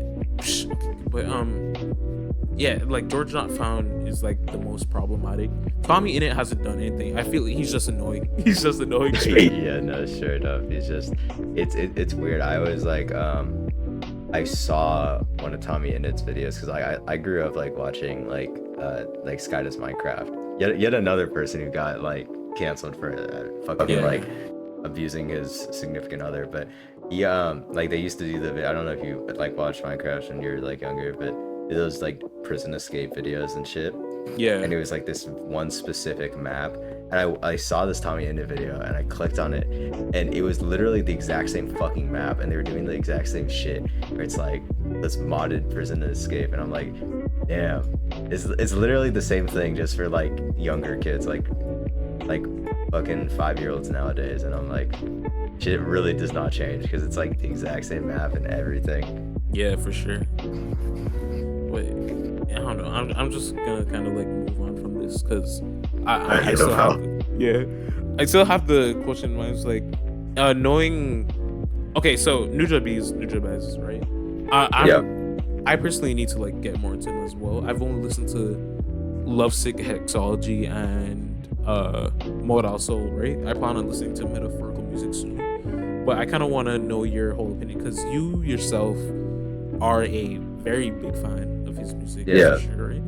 I want to know, considering that he and Jay Dilla are like both kind of like the pioneers when it comes to lo-fi hip hop, or at least the big like inspiration. How do you like react, or what do you think of like lo-fi hip hop as a whole, like modern day lo-fi hip hop? I think it's I don't know. It's definitely like it's made with different intentions. I think like Jay Dilla and like Nujabes were trying to make like they obviously had like albums in mind, they had music in mind, and they were trying to like artistically like, you know, show themselves, especially with like Jay Dilla's case and Donuts, which is like, you know, every song is a year in his life, and it's a very like artistically cohesive concept album. I don't honestly like I listen to a lot of lo-fi hip hop. I don't really listen to like albums. I listen to like mixes that people make, like curate mixes of lo-fi hip hop on like YouTube. I think I understand why some people don't like it because it does come across as like kind of lazy or like just very kind of whatever, and a Yeah. lot of it does end up kind of sounding the same. But I think it gets written off a bit. Like I think there are artists in lo-fi hip hop who have genuinely like made like good, like they use samples in a way that's, I don't know, it's enjoyable to listen to. It might not be like the most crazy thing, but it's like I'm trying to think of one. Like Tampa Beats is probably like one of the biggest hip hop or lo-fi hip hop artists like ever, and I think his stuff is good. I like there's like this like sub, I don't even know what you would call it. There's like this subgenre of rap, of hip hop, or like it's lo-fi hip hop, but it's like these artists that are like rapping over lo-fi hip hop beats, but they're like, I have no other words to describe their rapping as like, it's like weirdly a tiny bit like actual like pretty heavy lyricism, and it's kind of cringy. Like they're like talking about like, oh, she broke up with me and shit like that. But I kind of fuck with it. Like it's like the guilty pleasure for me. Is There's like it artists like Okay. oh wait, no, continue. like there's like Love Sad Kid, or what's another one, Samsa, like SAMSA, or those are probably the biggest two. Yeah, I'm thinking of. I'm sure this is probably not the right one, but I'm thinking of like XXX and that's like Lil Peep.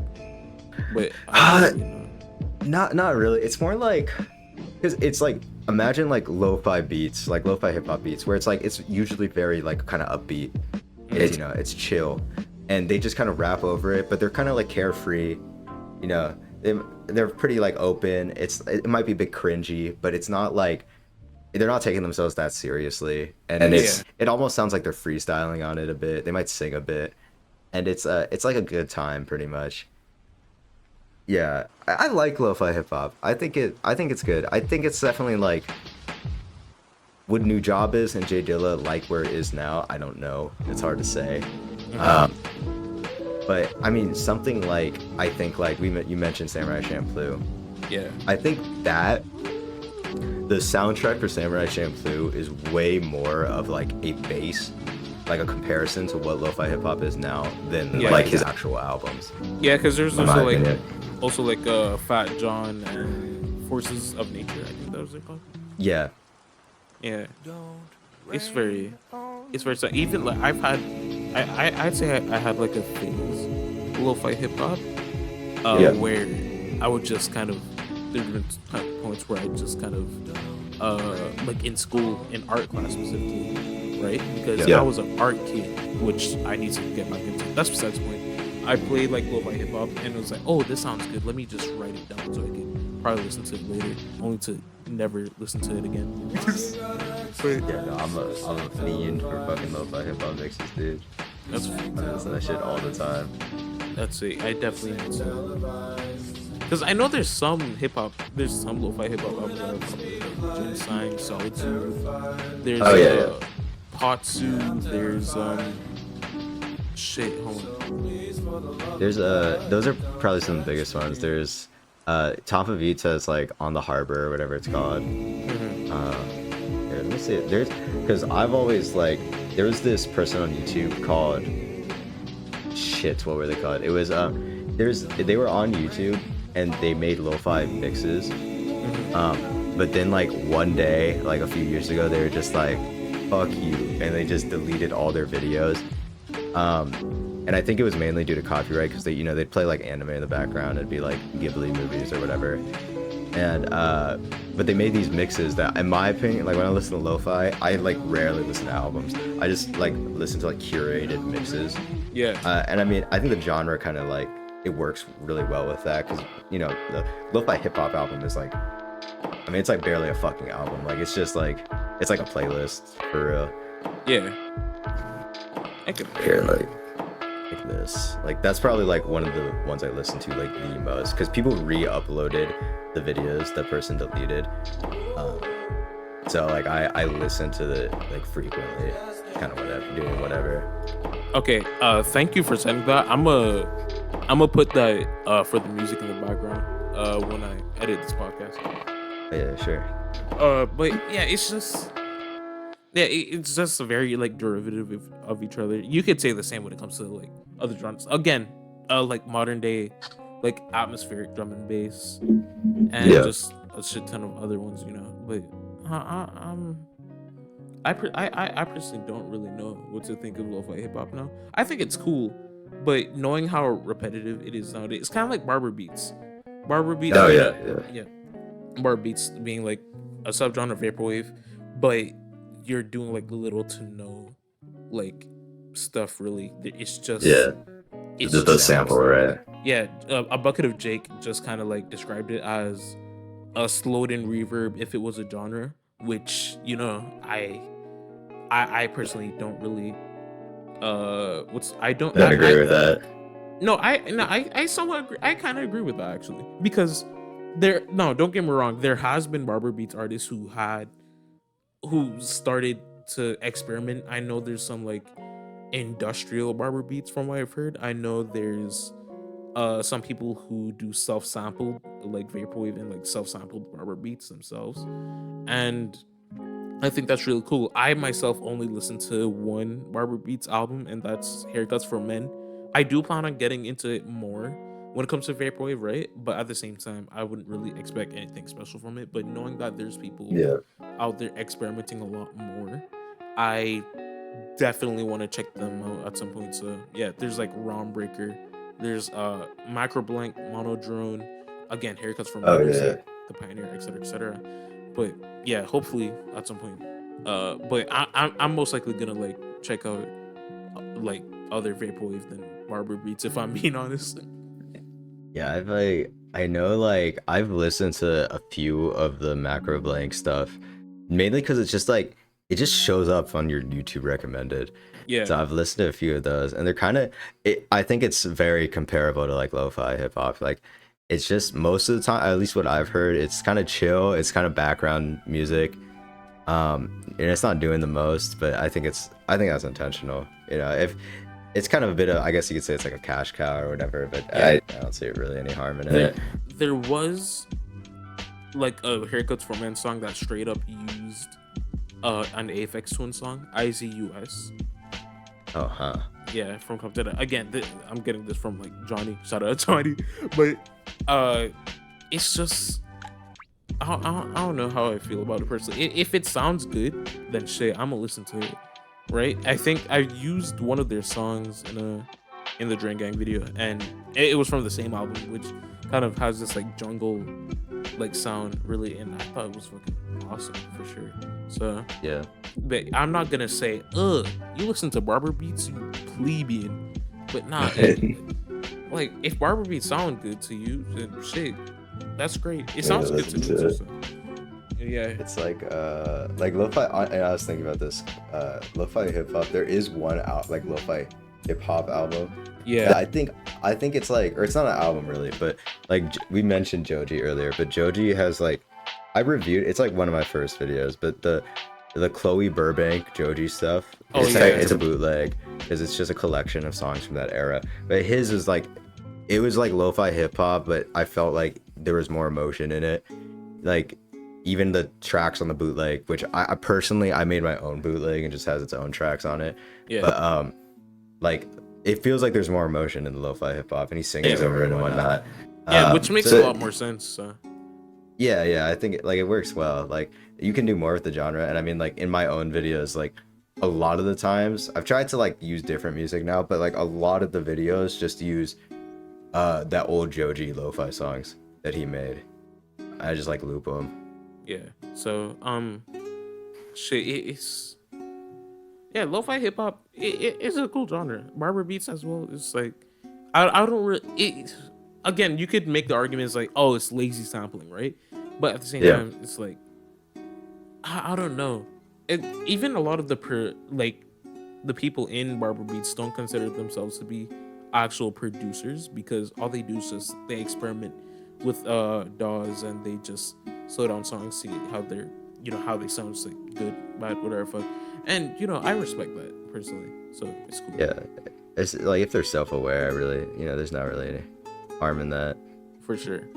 Um shit, I don't know. It's like I think there was a time where I was thinking, oh, it's just ramble about anime, despite me not really watching something. So, there has been this one anime, which I personally watched for mainly because it was like a comedy anime, but because of its art style as well, where it's like a lot less like comparable to other ones. But they're like Shinchan, if you heard of it.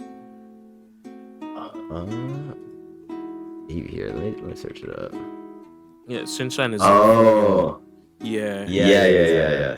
I've never watched it. I know of it. Yeah, Shinchan is one fucking funny ass anime. It's the dub version. Like I know there's like people's like, oh, you listen to dub? Yeah, plebeian. Nah.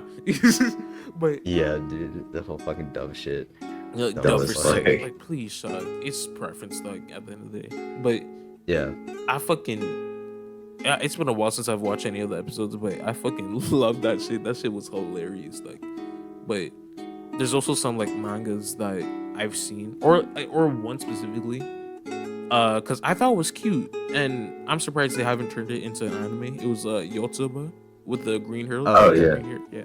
It was like, I know, like the main thing is like, oh, she's doing like dumb shit, and like people think it's cute, but at the same time, it's like, what the fuck?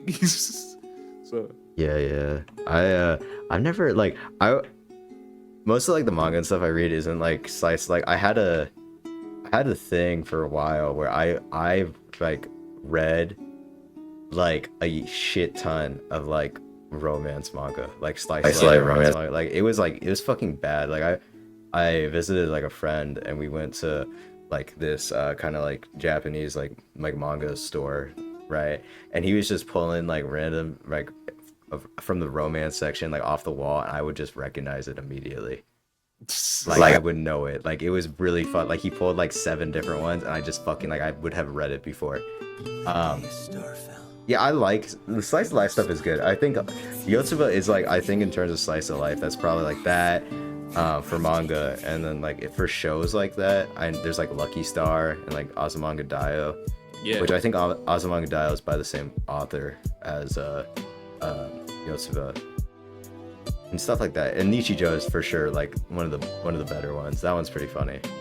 hell yeah. Yeah, Azumanga Daioh. So, I watched only like clips, but the thing is, I know it's on YouTube, so I could literally just watch it. If I feel like it, but it's like, you know, I most of the time don't, which fucking sucks. Again, I'm more of a cartoon fanatic myself, so Yeah. especially due to the fact it's like, you know, my dad was an artist. I'm sure he could like still draw if he wants to, but I don't think he draws that much nowadays, which I will say he got some pretty badass drawings, if I do say so myself. That's besides the point.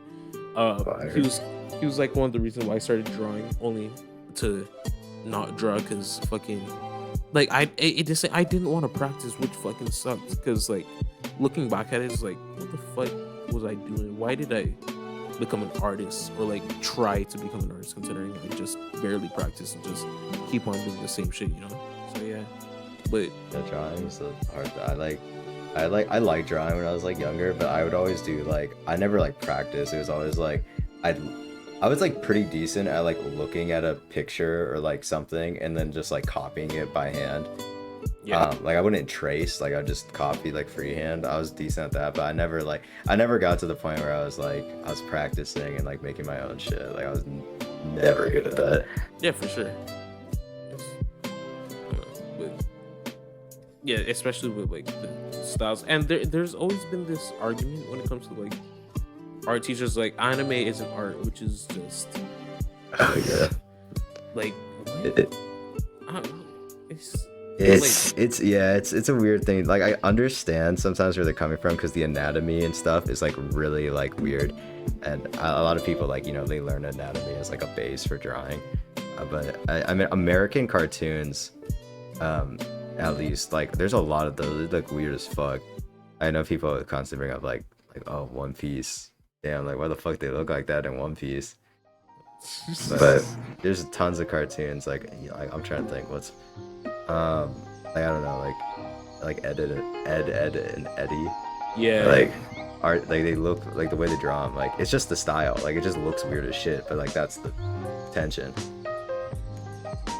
Yeah, it just goes like it's just very hypocritical of like some artists who actually Yeah. goes by that. It's like we have fucking shit. What's a cartoon with like proportions are? Oh, not even just cartoons, but like caricatures as well, where they of course over exaggerate body Yeah. parts, and get a reaction high. But it's like you're calling that art, but you're not really calling it anime art because then animation is like it's just weird. It's just very like weird for sure. So yeah.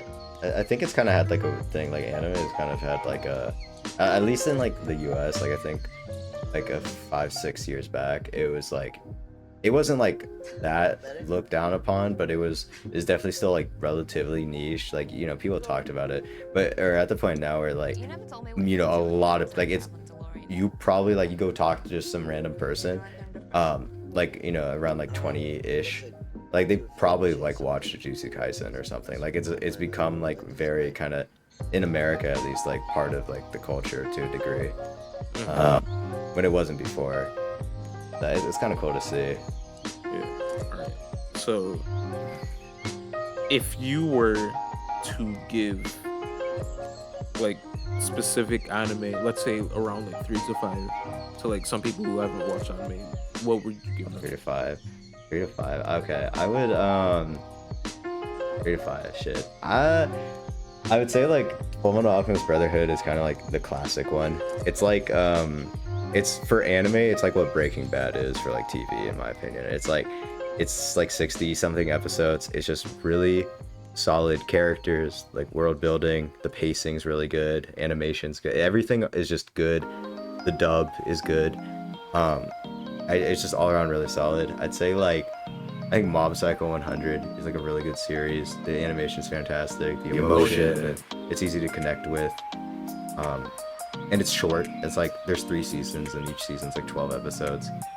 Um, I think Gurren Lagann is really good. It's kind of like I don't know, like it has kind of like the fan service stuff, but I don't think it's like too bad. I don't think it takes away from like the amazing message of the show, and how like it's a show where like you watch it and like there's parts where like I'm like standing up and I'm like fuck yes, like it's so um emotional, and it's really fucking like awe-inspiring.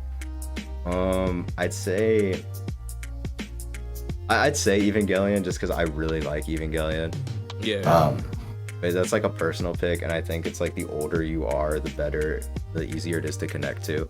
But it's also like I think you have to be in a certain headspace to enjoy it, Mhm. and to have it connect. Like personally, I think like Evangelion just as a whole is probably like one of my favorite things ever. Like just its music, its art, its story, its themes, like everything about it, it just speaks to me. And on a personal level, I just love it.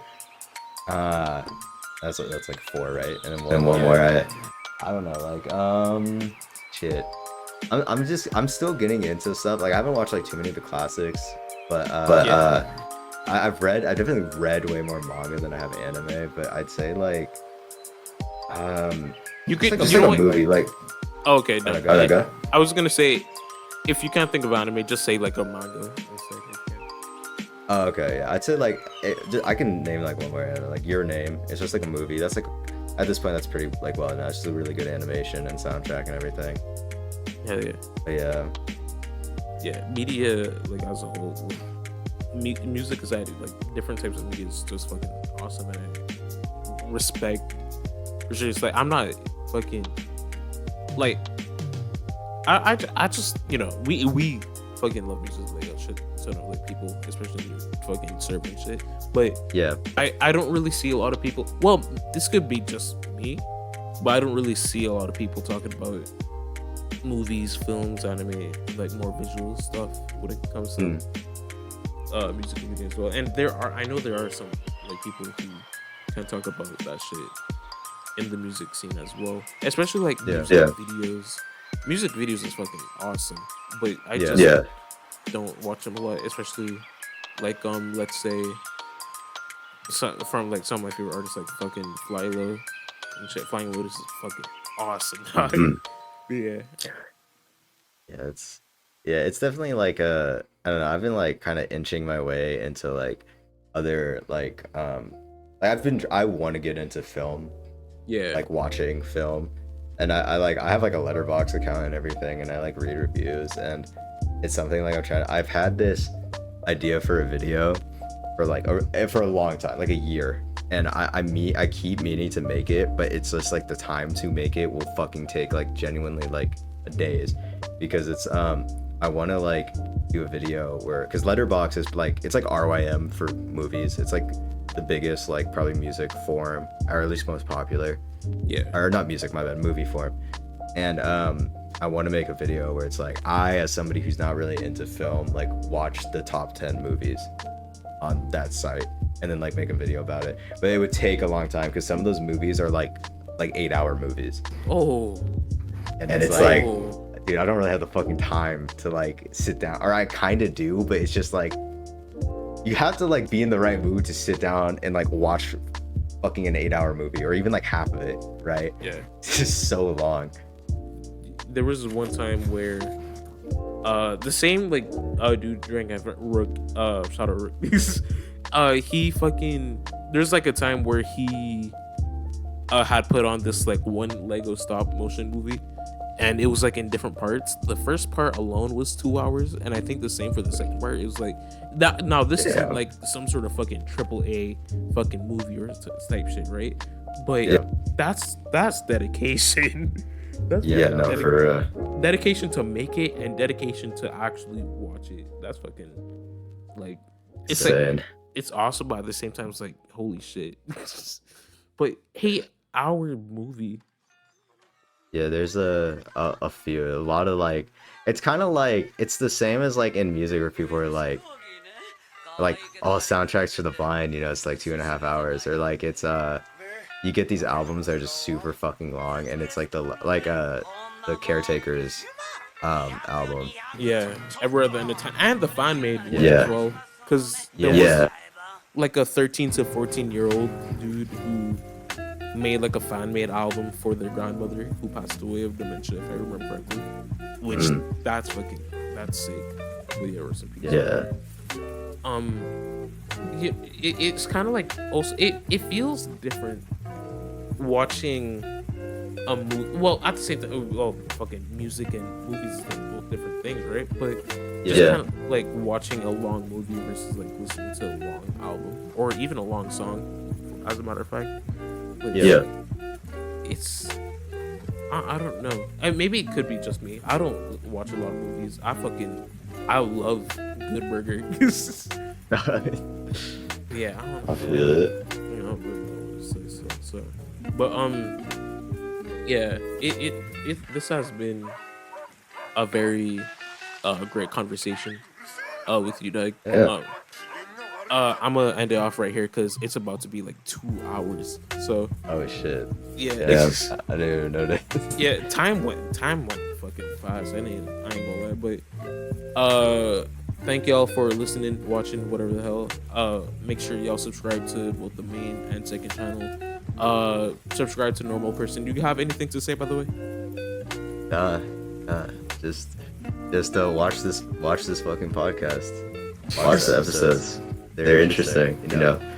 It's good. Thank you so much. I hope to have you on for another episode and shit. Yeah, I'd be down to. Hell yeah, dude. Hopefully when I have time, because I got like multiple other people to fucking talk to. So that's fire. All right, but again, thank y'all for watching, listening, whatever the hell. Love you. See you soon. I hope to make a main channel video at some point, but yeah, that's it. See ya. Yo.